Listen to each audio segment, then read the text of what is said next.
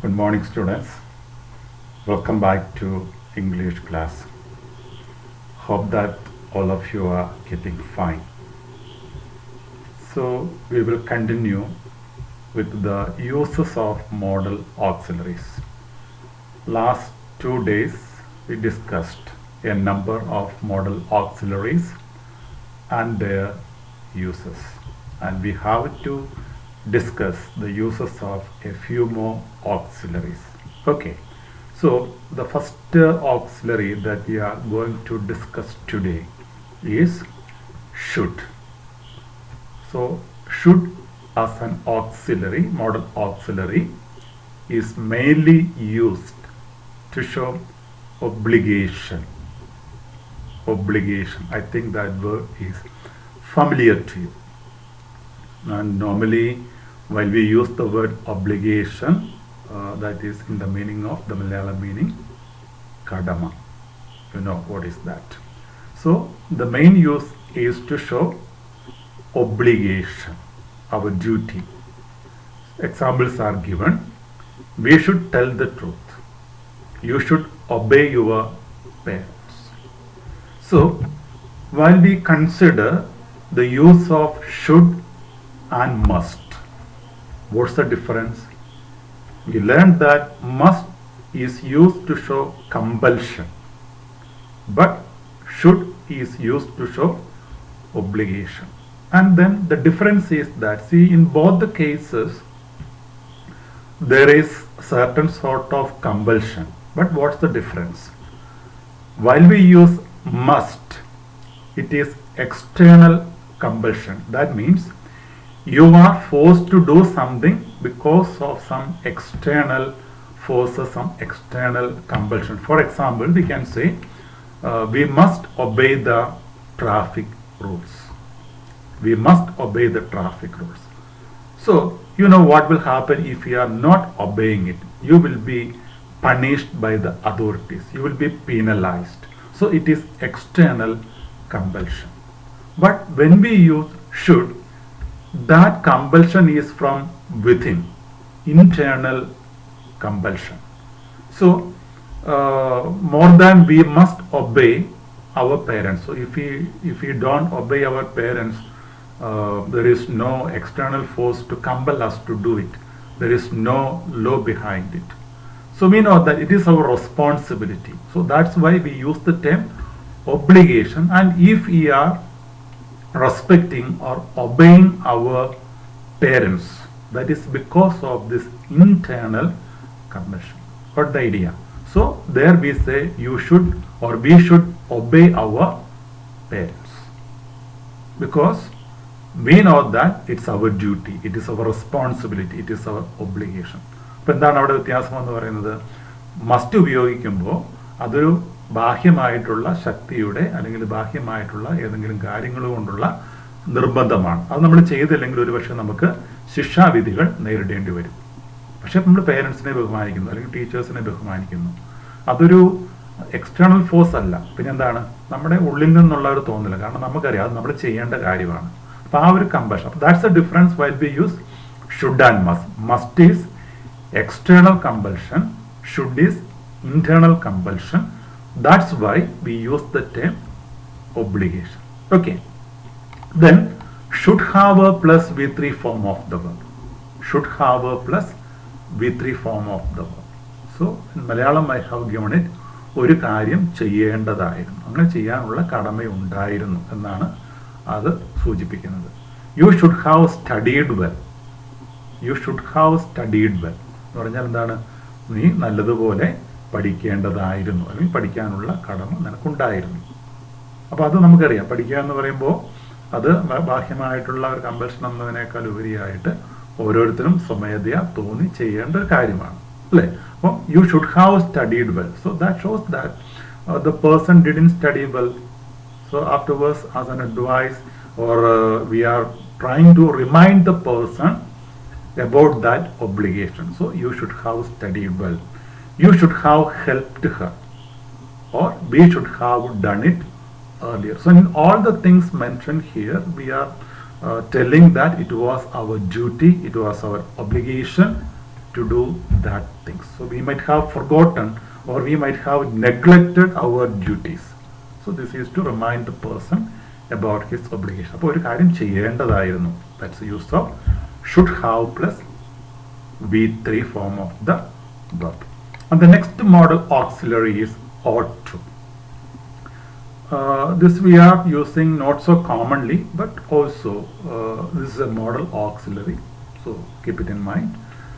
There also the meaning is given. When do we use ought to?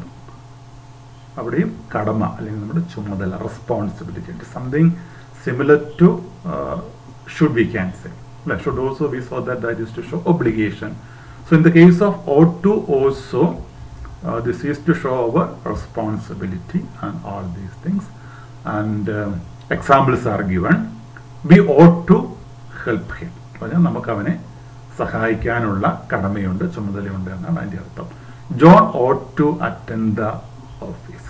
So like should, ought to also is used to show obligation or our responsibility. So similarly, ought to have plus V3 form. Should have plus V3 we have already discussed. Ought to have plus V3. There also ഒരു കാര്യം ചെയ്യേണ്ടതായിരുന്നു എന്നാണ് അത് സൂചിപ്പിക്കുക. You ought to have informed me about it. എന്താണ്?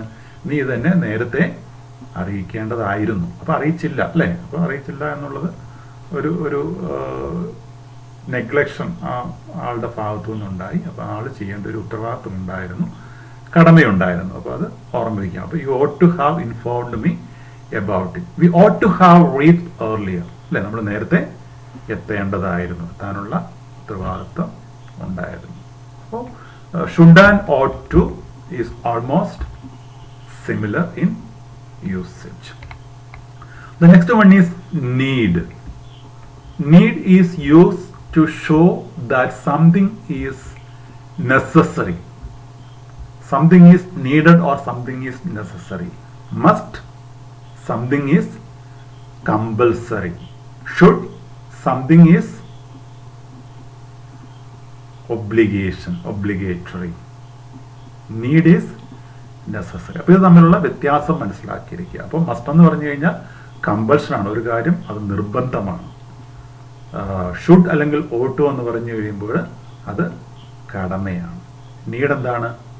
ആവശ്യമാണ്, അല്ലെ? ആവശ്യകതയാണ്. അപ്പോൾ need is use to show that something is necessary. You need go there.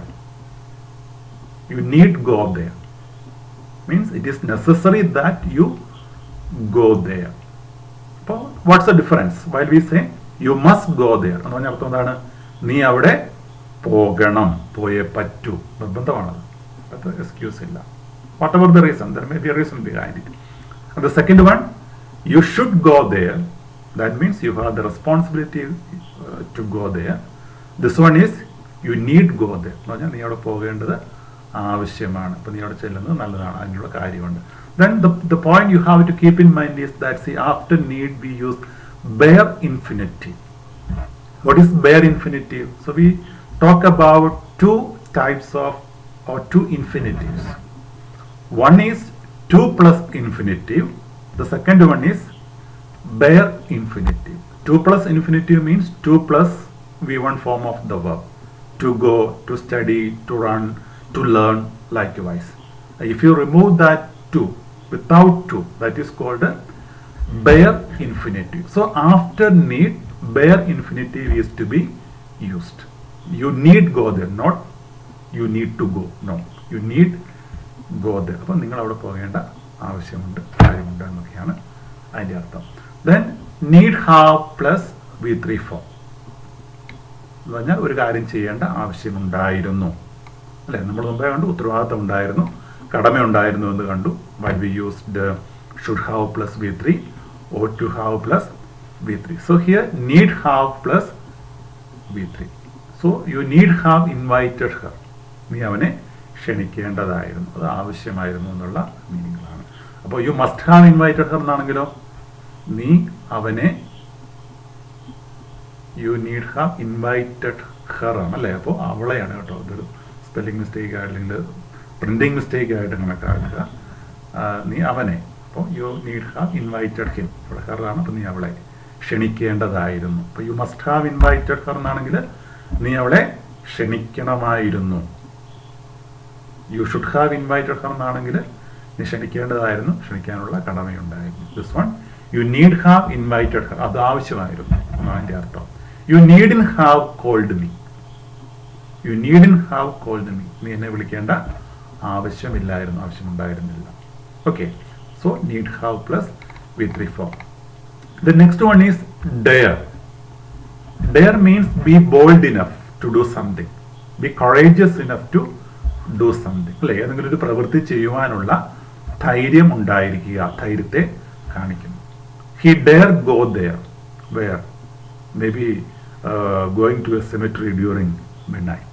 അല്ലെ, എന്ന് പറഞ്ഞാൽ എന്താണ്, അവന് അവിടെ പോകാനുള്ള ധൈര്യമുണ്ട് എന്നാണ് അതിൻ്റെ അർത്ഥം. He dare go there. There also dare plus bare infinitive. We cannot say he dare to go there. Wrong. He need go, not need to.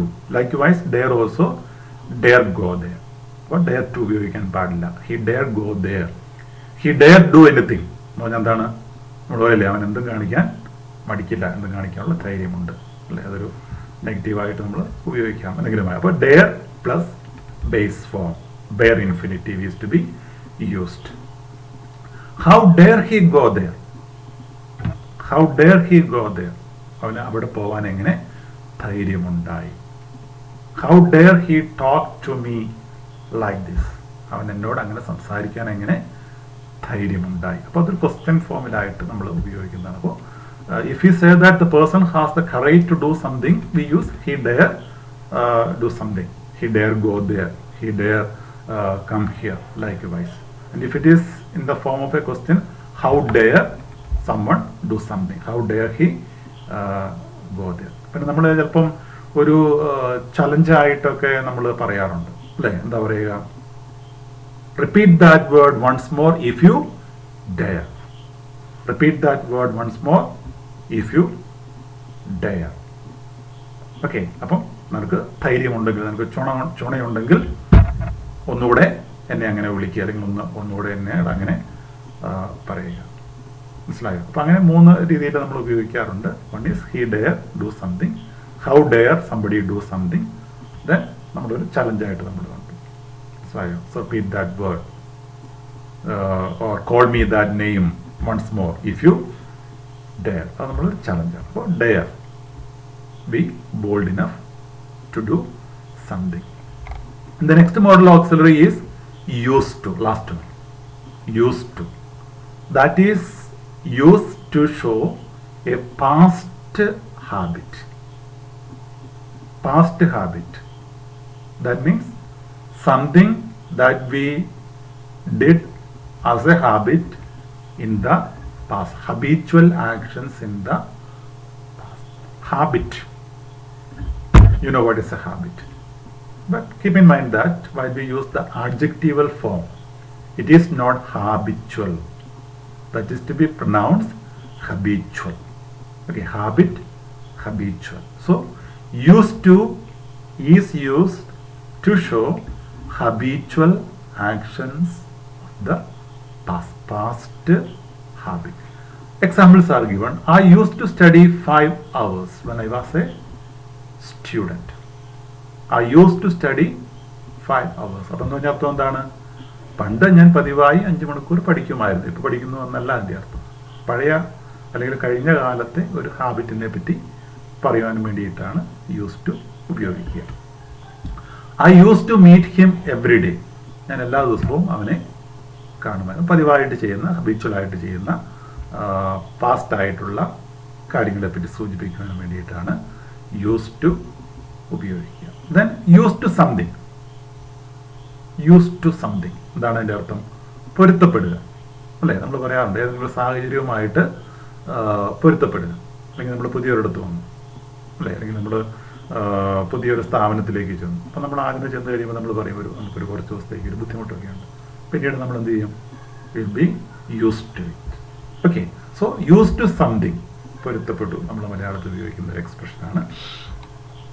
He is used to the noise. He is used to the noise. എന്ന് പറഞ്ഞാൽ എന്താണ്? ആ ശബ്ദവുമായിട്ട് അവൻ പൊരുത്തപ്പെടും എന്ന് പറഞ്ഞാൽ അർത്ഥം എന്താണ്? For example, consider that you were living in a calm and quiet area, അല്ലേ? നമ്മളൊരു ഗ്രാമീണ മേഖലയിൽ, ശാന്തമായിട്ടുള്ള ഒരു മേഖലയിൽ താമസിക്കുന്ന, ഗ്രാമീണ മേഖലയിൽ താമസിക്കുന്നുവെന്ന് വിചാരിക്കുക. നമ്മൾ അവിടുന്ന് വീടൊക്കെ വിറ്റിട്ട് ഒരു റെയിൽവേ സ്റ്റേഷൻ്റെ അടുത്ത് പോയി, അല്ലെങ്കിൽ അവിടെ ഒരു വീട് നമ്മൾ വാങ്ങും. What will be the difficulty? It will be always noisy and we can't sleep in the beginning. But automatically after some time, what we will say, we will be accustomed to it. That will become part of our what we say life, or part of our living. So we say that I am used to that noise. So he is used to the noise. So we know that that's the speciality of a human. They will adapt to any situation automatically. അല്ലേ? മനുഷ്യന് അവന് ഏത് സാഹചര്യത്തിലാണോ ആ സാഹചര്യത്തിനോട് പൊരുത്തപ്പെട്ട് ജീവിക്കാനുള്ള പ്രത്യേകമായിട്ടുള്ള ഒരു കഴിവുണ്ട്. അപ്പോൾ നമുക്ക് പരിചയമില്ലാത്ത ഒരു കാര്യം, അതാണല്ലോ നമ്മൾ പൊരുത്തപ്പെടുക എന്ന് ഉദ്ദേശിക്കുന്നത്. So I am used to working with old people. അപ്പോൾ പഴയ, അല്ലെങ്കിൽ നമ്മൾ എന്താ പറയുക, പ്രായം ചെന്ന ആളുകളുമായിട്ട് ജോലി ചെയ്യാൻ ഞാൻ പൊരുത്തപ്പെട്ടു. ഞാൻ അതിനു മുമ്പ് അങ്ങനെയുള്ള ആൾക്കാരുടെ കൂടെ ജോലി ചെയ്തിട്ടില്ല. അപ്പോൾ അതുകൊണ്ട് എനിക്ക് ആദ്യമേ ഒരു പ്രയാസമൊക്കെ ഉണ്ടായി കാണാം. But after some time, so we know that whatever the situation, in various situations we may find certain difficulty in the beginning, but after some time, or when we practice something regularly for a number of times, for a number of days, we will become used to it. Okay, so that's the meaning of that modal auxiliary, used to something. അപ്പോൾ ഏതെങ്കിലും ഒരു കാര്യത്തോട് പൊരുത്തപ്പെടുക എന്നുള്ളതാണ്. അപ്പോൾ these are the modal auxiliary verbs, 13 modal auxiliary verbs we have discussed. And as I told you earlier, be familiar with the common uses of these modal auxiliaries and practice it in your day-to-day usage. And in addition to regarding the auxiliary of can, we have already discussed the uses of can.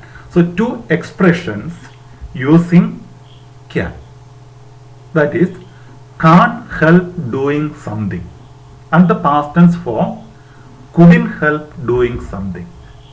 Can't help doing something, the present form, and its past form couldn't help doing something. So what's the difference? So I have given here, can't help doing something means, നമ്മൾ പറയുന്ന ഒരു കാര്യം, doing something, ഏത് കാര്യമാണോ പറയുന്നത് ആ കാര്യം ചെയ്യാതിരിക്കാൻ കഴിയുന്നില്ല. For example, I can't help ലാഫിങ് in the class. I can't help ലാഫിങ് in the class എന്ന് പറഞ്ഞാൽ എന്താണ്? എനിക്ക് ക്ലാസ്സിലിരിക്കുമ്പോൾ ചിരിക്കാതിരിക്കാൻ കഴിയുന്നില്ല എന്നാണ് അതിൻ്റെ അർത്ഥം. I can't help sleeping, may be in the class, വേറെ it is. I can't help sleeping എന്ന് പറഞ്ഞ അർത്ഥം എന്താണ്? എനിക്ക് ഉറങ്ങാതിരിക്കാൻ സാധിക്കുന്നില്ല. അപ്പോൾ ഏത് കാര്യമാണോ പറയുന്നത്, ആ കാൺട്ട് ഹെൽപ്പ് ഡൂയിങ് സംതിങ് എന്ന് പറഞ്ഞു കഴിഞ്ഞാൽ ആ പറയുന്ന കാര്യം എന്താണോ അത് ചെയ്യാതിരിക്കാൻ കഴിയുന്നില്ല എന്നാണ് അതിൻ്റെ അർത്ഥം. And automatically we know that if it is it's past form, couldn't help doing something, ആ കാര്യം ചെയ്യാതിരിക്കാൻ കഴിഞ്ഞില്ല. അപ്പോൾ കഴിയുന്നില്ല എന്ന് പറയുമ്പോൾ നമുക്കറിയാം അത് പ്രസന്റ് ആണ്, ഇപ്പോഴത്തെ അവസ്ഥയെ പറ്റിയാണ് പറയുന്നത്. കഴിഞ്ഞില്ല എന്ന് പറയുമ്പോൾ കഴിഞ്ഞ ഒരു കാര്യത്തെ പറ്റിയാണ് സൂചിപ്പിക്കുക. I couldn't help ലാഫിങ് in the class. I couldn't help ലാഫിങ് in the class എന്നതിന് അർത്ഥം എന്താണ്? എനിക്ക് ക്ലാസ്സിൽ ചിരിക്കാതിരിക്കാൻ കഴിഞ്ഞില്ല, ഞാൻ ക്ലാസ്സിലിരുന്ന് ചിരിച്ചു പോയി. പ്രസന്റ് ആണെങ്കിൽ കഴിയുന്നില്ല, അപ്പോൾ can't help doing something. And the past tense form couldn't help doing something. I couldn't help laughing in the class. I couldn't help sleeping. I couldn't help shouting. Whatever it is. So keep in mind that expression. Can't help doing something. അപ്പോൾ എന്ന് പറഞ്ഞു കഴിഞ്ഞാൽ ഏത് കാര്യം പറയുന്നു ആ കാര്യം ചെയ്യാതിരിക്കാൻ കഴിയുന്നില്ല എന്നാണ് അതിൻ്റെ അർത്ഥം. couldn't help doing something എന്ന് പറഞ്ഞാൽ ഏത് കാര്യമാണോ നമ്മൾ പറഞ്ഞത് ആ കാര്യം ചെയ്യാതിരിക്കാൻ കഴിഞ്ഞില്ല എന്നുള്ളതാണ്. So dear children, make sure that all these expressions you practice it and make it part of your usage, and try to use these modal auxiliaries in various occasions whenever it is possible, and don't wait for a chance. Create chances, create situations. That's why I told you that you can talk, you can start using English with your family members and if you don't practice, it won't become part of our life. So there is no meaning if you just learn it by heart. Practice, keep practicing. Hope that all of you will do it seriously and will try to improve yourself. Okay, thank you. We will see you tomorrow.